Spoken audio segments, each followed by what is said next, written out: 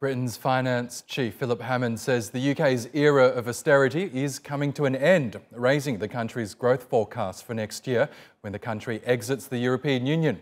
In his last budget speech before Brexit, the Chancellor of the Exchequer said the economy was expected to grow 1.6% in 2019. That's up from an official prediction of 1.3% made 7 months ago. Hammond said the upgraded figure would allow the government to follow through on its promises to end austerity and increase public spending. Now we have reached a defining moment on this long, hard journey, opening a new chapter in our country's economic history, where we can look confidently to the future and set our course for where this remarkable country will go next. Because today, Mr. Deputy Speaker, I can report to the British people that their hard work is paying off and the era of austerity is finally coming to an end. Well, let's get more on this now from Geraint Johnes, a Professor of Economics at Lancaster University. Good to have you back on the program. So we heard there Philip Hammond declare that the end of austerity for the UK. He was clearly trying to strike an optimistic tone, but do the figures actually back up that rhetoric? To some extent, Oscar. The GDP prognosis is still pretty weak, although he's improved the forecast for next year to 1.6%. Over the coming 6 years, it's still going to be below 2% in each and every year. So that is a note of caution. When we look at what he's doing in this budget, he's certainly relying on a windfall of around 13 billion that he's received in terms of extra tax payments over the last year, and particularly over the last few months. And we don't really know where this windfall is coming from. It may be coming from the economy having done somewhat better than official figures suggest over recent months. It may even be down to the good weather that we had over the summer and more people staying at home for their vacations. Or it may be down to something more fundamental than that. But he's relying on that 13 billion and also relying on keeping borrowing at a level of around 20 billion over the foreseeable future, rather than having big increases in taxes in order to pay for the expenditure commitments that he's making in this budget.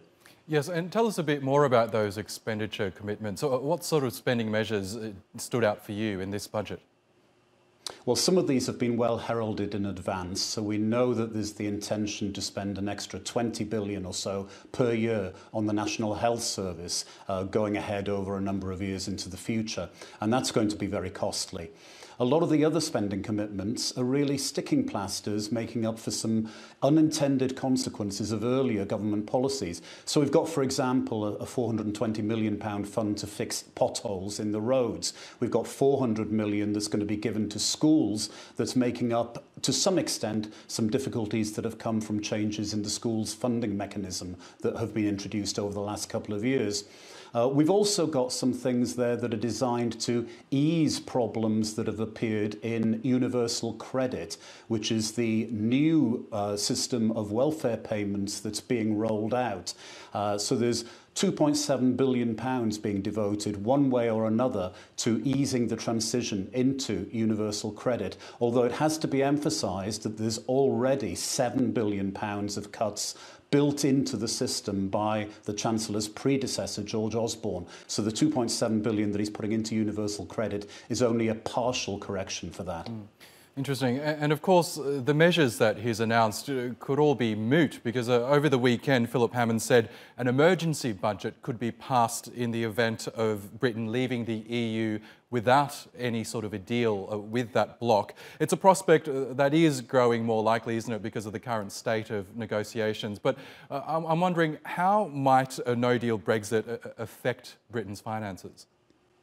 That's right, Oscar. The budget has been predicated on the idea that Britain will come out with a deal, and a pretty good deal, from the negotiations with the European Union. If there's no deal, then that will hit the British economy very hard. It will hit tax revenues very hard. So there may be an extra 30 billion that per year that the Chancellor will need to find in the event of a no deal, because that would cause such a contraction in the economy and that would hit tax revenues. So everything is contingent in this budget on having a satisfactory deal. He's signalled the possibility of an additional fiscal event next year if there is no deal. And in any event, he has heralded the spending review that is going to happen next year. So much of the detail about spending going into the future will depend on that spending review.